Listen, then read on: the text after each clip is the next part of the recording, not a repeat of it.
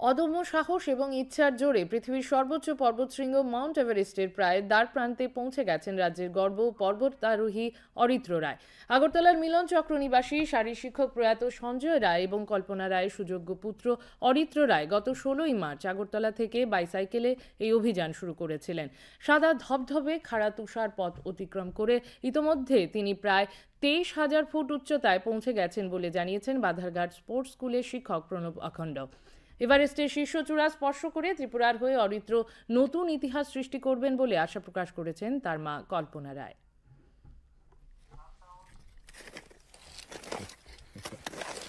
Okay, ওকে, good. Good good good good.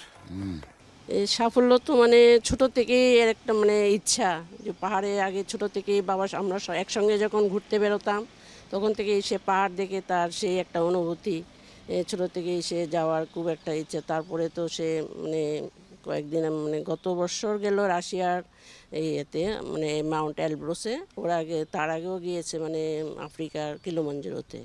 আর এটাও তার যাওয়ার একটা মাউন্ট এভারেস্টে যাওয়ার খুব একটা ইচ্ছে মতো সে মানে সরকার এখানেরও অনেকের সাহায্য পাইছে, আসাম রাইফেলস তারপরে ত্রিপুরার স্পোর্টসের থেকে অনেক জায়গা থেকে পেয়েছে এটা কি আসাম।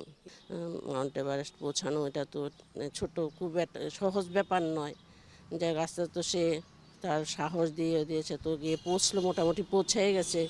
মাউন্ট এভারেস্টের দোরগোড়ায় তো মোটামুটি পৌঁছে গেল, এখন আর একটু আর মানে কয়েক হাজার ফিট গেলেই তো মাউন্ট এভারেস্ট।